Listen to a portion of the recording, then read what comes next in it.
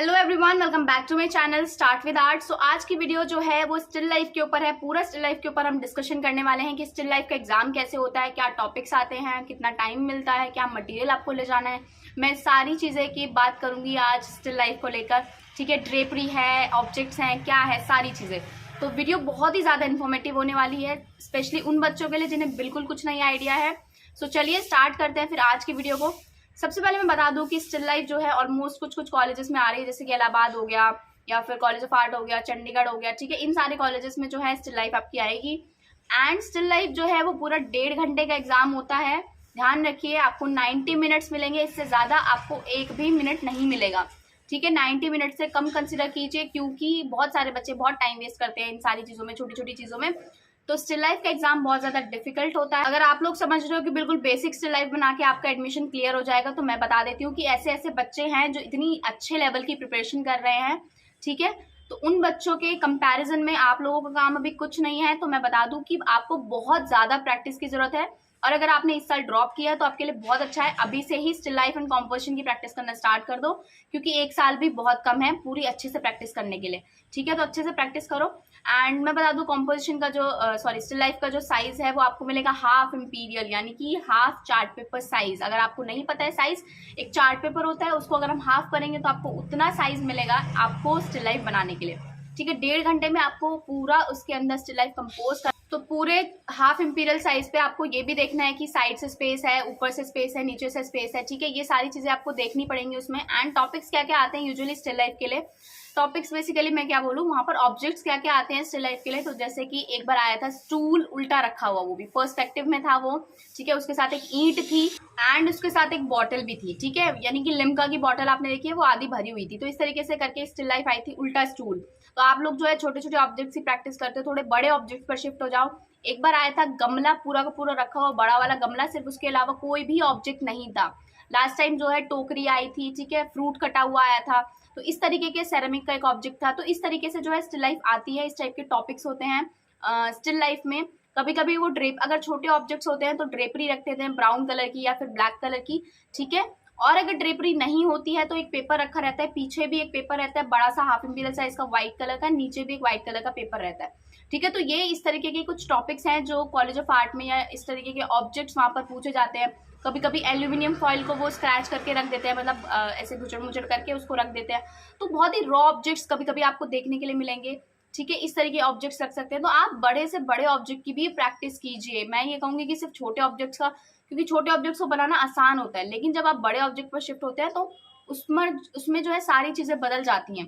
Perspective बदल जाता है, उसका कॉम्पोजिशन, उसको किस तरीके से कंपोज करना है, वो सब बदल जाता है। ठीक है, तो ये रही टॉपिक्स की बात। अब मैं बताती हूँ शेडिंग आपको किस तरीके से करनी है। ठीक है, तो शेडिंग करने के जो है 2-3 तरीके हैं। वो ये है कि सबसे पहले आप जो एक तो हॉरिजॉन्टल या फिर वर्टिकल स्ट्रोक्स या फिर डायगोनल स्ट्रोक्स में बना सकते हो। ठीक है, या फिर आप ऑब्जेक्ट का सरफेस देखकर, यानी कि अगर ऑब्जेक्ट कर्व है तो कर्वी आप जो है स्ट्रोक्स डाल सकते हो, या फिर ऑब्जेक्ट अगर प्लेन है तो प्लेन स्मूथ स्ट्रोक्स डाल सकते हो। स्ट्रोक्स डालकर जो है बच्चे, मतलब जैसे अगर 45 डिग्री के स्ट्रोक्स डालते हैं तो वो उसमें 3D-नेस लाना भूल जाते हैं, वो उसमें 2D वर्क करते हैं। ठीक है, जैसे कि आप ये कुछ एग्जांपल्स देख सकते हो, तो इसमें स्ट्रोक्स डले हुए हैं लेकिन ये 2D वर्क है। ठीक है, इसमें आपको 3D-नेस नहीं दिखेगी। लेकिन अगर अभी आप दूसरा एग्जांपल देखोगे जो मैंने आपको ये दिखाया, तो इसमें आप देखोगे कि इसमें स्ट्रोक्स हैं, लेकिन ये किस तरीके से डले हुए हैं, ये स्ट्रोक्स जो है वो किस तरीके से डले हुए हैं, ऑब्जेक्ट के सरफेस के साथ मर्ज्ड है, ऐसा नहीं है। उसमें लाइट एंड डार्क आपको देखने के लिए मिलेगा, टोनल वेरिएशन आपको देखने के लिए मिलेगी, हाईलाइट्स आपको देखने के लिए मिलेंगी। तो इसमें बहुत सारी चीजें आपको देखने के लिए मिलेंगी। लेकिन अगर आप पहले स्ट्रोक सिंपल स्ट्रोक्स डाल देते हो, तो स्ट्रोक्स डालो, लेकिन उसके साथ आपको जो है उन्हें मर्ज करना आना चाहिए। कि आप अगर डार्क से लाइट की तरफ जा रहे हो तो लाइट वाला स्ट्रोक क्या होगा, आप सिर्फ डार्क या लाइट रखते हो। ठीक है, तो वो बहुत ही गलत है, उससे तो आपकी स्टिल लाइफ बहुत ही बेकार लगती है। तो उस चीज को थोड़ा करेक्ट करने की जरूरत है स्टिल लाइफ के लिए। तो शेडिंग टेक्निक सबसे बेस्ट है कि आप HB यूज करो। ठीक है, मैं अभी आपको करके बताती हूँ कि किस तरीके से आपको शेडिंग करनी है। जी हाँ, मैं आपको थोड़ा सा डेमो देके दिखाती हूँ उसमें कि आप शेडिंग किस तरीके से कर सकते हो। तो मैं आपको करके दिखाती हूँ कि आपको किस तरीके से शेडिंग करनी है। ठीक है, इस तरीके से अगर आप शेडिंग करके आओगे तो बिलीव मी आपकी बेस्ट स्टिल लाइफ बनने वाली है। सो चलिए स्टार्ट करते हैं फिर कि किस तरीके से शेडिंग करनी है। आपको लाइट ऑब्जेक्ट्स के लिए भी बताऊंगी एंड मैं आपको डार्क ऑब्जेक्ट्स के लिए भी बताऊंगी आपको किस तरीके से शेडिंग करनी है एग्जाम में प्रॉपरली। ठीक है, अगर हम ड्रेपरी की बात करें, जैसे मैंने आपको बताया कि कभी डार्क ड्रेपरी होती है, कभी बिल्कुल पेपर होता है। तो ड्रेपरी में आपको जो है, अगर लाइट है तो प्रे करना कि लाइट ड्रेपरी आए। लाइट ड्रेपरी है तो उसमें आपको सिंपल हल्के हल्के स्ट्रोक्स डालने हैं बैकग्राउंड में, वो भी मैं आपको एक बार बताऊंगी। एंड अगर डार्क ड्रेपरी आती है तो आपको डार्क स्ट्रोक्स डालने हैं, जैसे कि आप एग्जाम्पल देख सकते हो कि किस तरीके से मैंने स्ट्रोक्स इसमें डाले हुए हैं। ठीक है, तो ये ड्रेपरी का एग्जाम्पल है कि किस तरीके से आपको ड्रेपरी करनी है। ड्रेपरी बनाने के लिए आपको पूरा पूरा कपड़ा वपड़ा बनाने की जरूरत नहीं है, क्योंकि इतना टाइम नहीं होता है हमारे पास, बहुत कम टाइम होता है। तो ऑब्जेक्ट्स हमारा मेन फोकस है, ड्रेपरी हमारी बात की चीज है जो कि ऑब्जेक्ट्स को इनहैंस करती है। तो चलिए वीडियो को स्टार्ट करते हैं। हमारा जो भी हम आज शेडिंग के बारे में बात कर रहे हैं, लाइट एंड डार्क ऑब्जेक्ट्स की। ठीक है, सो मैं आपको डेमो दिखाती हूँ। कोई भी लाइट ऑब्जेक्ट है या कोई भी डार्क ऑब्जेक्ट है, सबसे पहले HB ही यूज़ करनी है। तो अभी मेरे पास HB है, मैं HB से जो है सिंपली ऊपर वाली लेयर पे शेडिंग लगा रही हूँ। ठीक है, सिंपल जो है अभी पूरे के पूरे इस पर सिंपल एक मैंने लेयर मार रखी है HB की, जो कि बहुत बारीक सी लेयर मार रखी है और कहीं कहीं पे थोड़ा सा शेड कर रखा है। और शेडिंग से पहले थोड़ा सा ड्राइंग का पर्सपेक्टिव दिखा दूं। जैसे ये केटल है, केटल का जो मिडल वाला पार्ट है, इसको मैंने ड्रॉ किया है। तो आप दोनों में डिफरेंस देखिए कि कितना सिमिलर है ये चीज़। तो यही चीज़ हमें ना ऑब्जर्व करनी होती है जब हम ड्राइंग करते हैं। जब हम किसी भी चीज़ की ड्राइंग करते हैं तो उसका हमें नेगेटिव स्पेस सबसे पहले देखना होता है।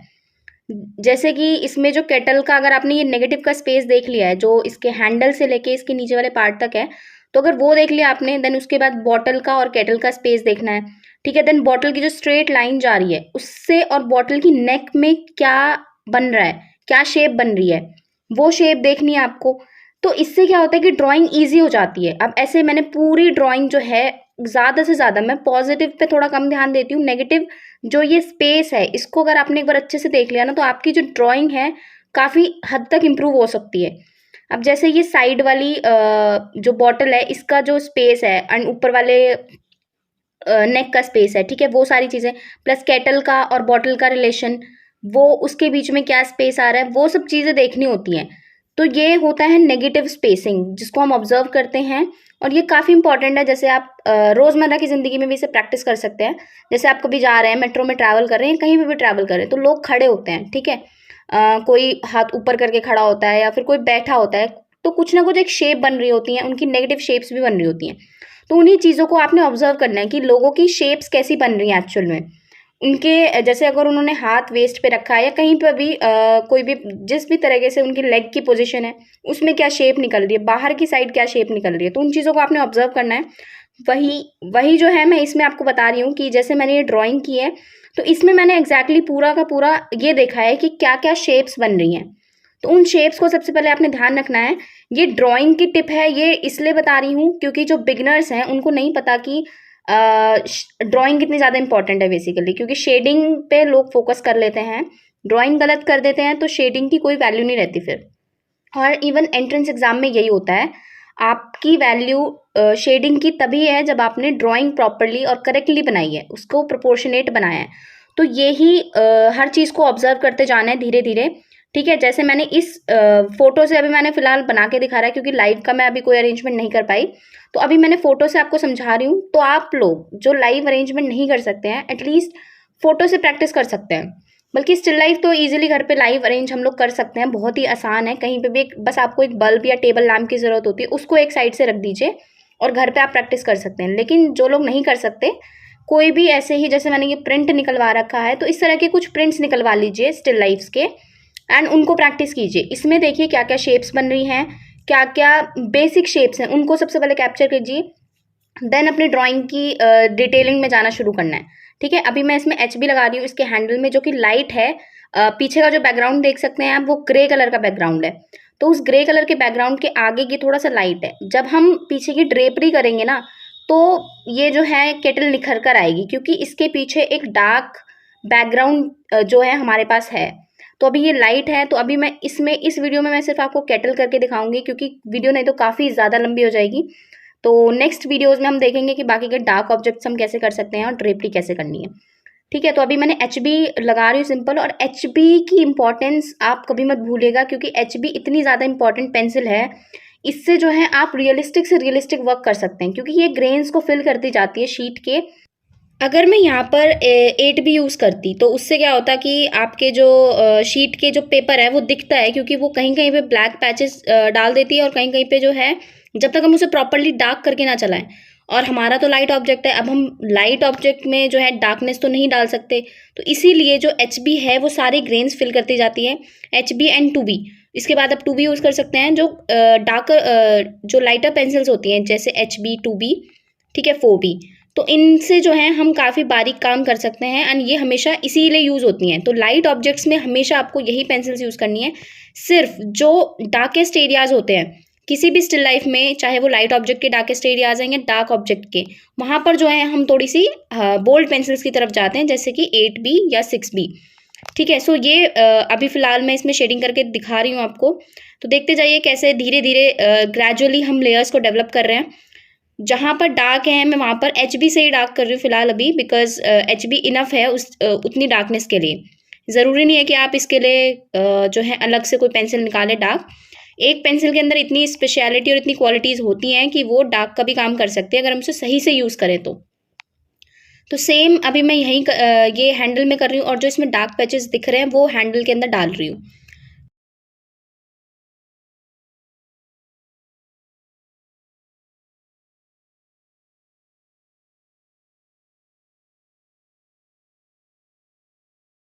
ये जो मैं अभी डेमो दिखा रही हूँ, ये जो है आप अपनी प्रैक्टिस के लिए कर सकते हैं ताकि आप अच्छे से डिटेल्स सीख सकें। ठीक है, ये चीज़ भी ज़रूरी है, बिकॉज़ इससे क्या है कि आपको प्रोपोर्शन का आइडिया होगा। इससे क्या है, आपको आप पॉजिटिव नेगेटिव स्पेस को ऑब्जर्व करना सीख जाएंगे।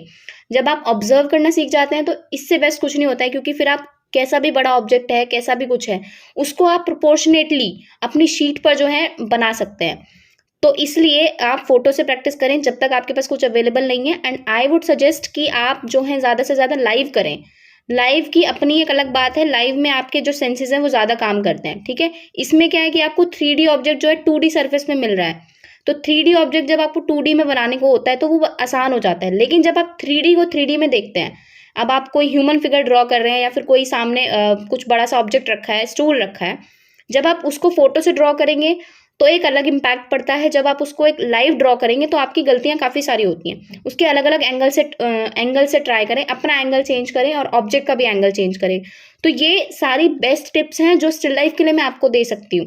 ठीक है, इसके लिए आपको कहीं जाने की ज़रूरत नहीं है, आपको सिर्फ घर पे ऑब्जेक्ट्स रखने हैं, उनको अलग-अलग एंगल से प्रैक्टिस करना है, दैट्स इट। इतना कोई हौवा नहीं होता है, हम एंट्रेंस एग्ज़ाम को हौवा बना देते हैं कि हमसे क्लियर नहीं होगा, नहीं। एंट्रेंस एग्ज़ाम में सिर्फ एक चीज़ आपको ध्यान रखनी होती है, वो है कि आप कितनी शिद्दत से प्रैक्टिस करते हैं। एग्ज़ाम में हमारे पास सिर्फ 1.5 घंटा होता है, उस 1.5 घंटे के अंदर हमें ड्राइंग भी करनी है। और अभी क्या होता है कि कुछ लोगों की ड्राइंग ही 1.5 घंटे में कंप्लीट होती है। ऐसे बहुत सारे बच्चे हैं मैंने देखे हैं। तो आप अपने आप को सबसे पहले तो कम मत समझना कि आपको कुछ नहीं आता है, नहीं। आप ये देखो कि ऐसे बहुत सारे बच्चे हैं जिन्हें अभी कुछ नहीं आता है, तो आप उसी लेवल पे हो, ठीक है? या उससे ऊपर लेवल पर भी हो सकते हो। तो उस चीज़ का अपने दिमाग में मत लाना कि यार कैसे होगा, मेरा कैसे होगा, नहीं। जब प्रैक्टिस करोगे ना तो खुद चेंज देखोगे, और उस चेंज को जब आप खुद देखोगे ना कि चेंज आया है, तो आपका और प्रैक्टिस करने का मन करेगा। ये चीज़ जो है मेरी खुद की अप्लाई करी हुई है, तो मैं इसलिए आपको बता रही हूँ कि प्रैक्टिस करने से जो कॉन्फिडेंस आप फ़ील करोगे ना अपनी ड्राइंग को लेके या अपनी जितनी भी चीज़ें आप जो ड्रॉ करते हो उनको लेके, वो अलग ही लेवल का होता है। तो वो कोई और आपको दे नहीं सकता है, वो आपका खुद का एक्सपीरियंस होता है, तो वो आपको खुद ही गेन करना पड़ेगा। ऐसा नहीं है कि कोई आपके लिए आके कर देगा, कोई बता देगा, कोई। अभी जैसे एचबी से ही मैं काम करने में लगी हुई, तो देख रहे हो ना कितना टाइम लग रहा है, क्योंकि एचबी से टाइम लगता है, आई नो। बट क्या होता है कि आपकी जो शीट की जो लेयर्स हैं वो फिल होती चली जाती हैं, और उस फिल होने के बाद जो स्मूथनेस आती है ना, वो एक अलग लेवल की होती है। तो स्मूथनेस को ही हमें लाना होता है। अगर आप पैची पैची सा पेंसिल से शेड कर देंगे तो that will not work in entrance exam, क्योंकि दूर से रख के देखा जाता है तो काफ़ी स्मूथ आपका जो है ऑब्जेक्ट निकल कर आना चाहिए। और ऑब्जेक्ट की क्वालिटी, जैसे कि लाइट ऑब्जेक्ट है तो इसमें काफ़ी स्मूथनेस है इस ऑब्जेक्ट में, ये हार्ड नहीं है। तो हम इसे डार्क शेडिंग करके हार्ड नहीं बनाएंगे। अभी धीरे धीरे इसकी जितनी डार्कनेस हो सकती है मैं सिर्फ उतनी ही करके दिखाऊंगी। और वीडियो में क्या है कि अभी फ़िलहाल मैं अपना पूरा बेस्ट देने की कोशिश कर रही हूँ इसमें, कि इस ऑब्जेक्ट को मैं बेस्ट बना सकूँ। ठीक है, सो देखते रहिए। एंड स्टिल लाइफ से रिलेटेड मैंने जो चीज़ें बताई हैं उनको घर पे प्रैक्टिस करना, तो डेफिनेटली आपकी स्टिल लाइफ इंप्रूव हो जाएगी। अब एचबी से धीरे धीरे लेयरिंग करनी है। ये नहीं है कि एचबी में भी आपने जल्दी जल्दी कर दिया, नहीं। क्योंकि जब धीरे धीरे प्रैक्टिस करोगे जब ही कंसेप्ट आपको समझ आएंगे, और जब कंसेप्ट सिर पर समझ आ जाते हैं तो स्पीड अपने आप आ जाएगी।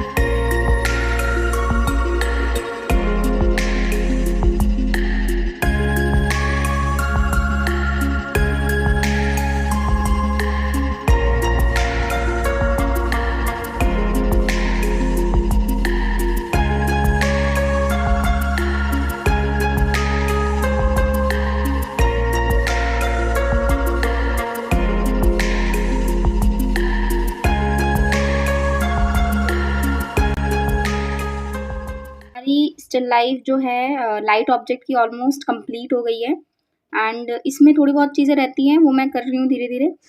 बाकी ये वीडियो आपको अच्छी लगी है तो इसको लाइक ज़रूर करना गाइस प्लीज़, बहुत इंपॉर्टेंट है क्योंकि ऐसी वीडियोस बनाने में टाइम लगता है, ठीक है। इसमें मेरा काफ़ी ज़्यादा टाइम जाता है और मेहनत भी जाती है इनको एडिट करने में एंड समझ सकते हैं आप सारी चीज़ें। तो एक लाइक कर दोगे अगर आपको अच्छी लगी है तो मुझे भी बहुत अच्छा लगेगा।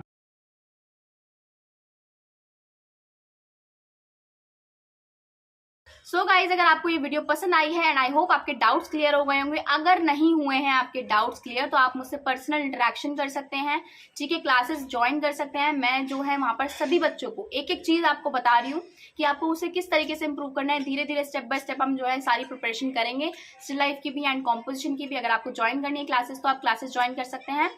Take care and bye bye. और हाँ, व्हाट्सएप नंबर मेरा डिस्क्रिप्शन में, वहाँ से जाकर मुझे मैसेज करो कि क्लासेस ज्वाइन करनी है तो। एंड ये वीडियो से अगर आपको कुछ समझ आए तो इसकी प्रैक्टिस करो। मुझे आप इंस्टाग्राम पर टैग कर या फिर जो है आप मुझे पर्सनली मैसेज कर आप अपना वर्क भी शेयर कर सकते हो। मैं थोड़ी बहुत कमी आपकी वहाँ पर भी बता दूंगी, ठीक है। सो उसकी कोई दिक्कत नहीं है। अगर आपको कुछ जेन्युइनली पूछना है तो मैं इसके लिए अवेलेबल हूँ। कमेंट कीजिए या फिर DM कीजिए। मिलते हैं हम नेक्स्ट वीडियो में। Children take care and bye bye.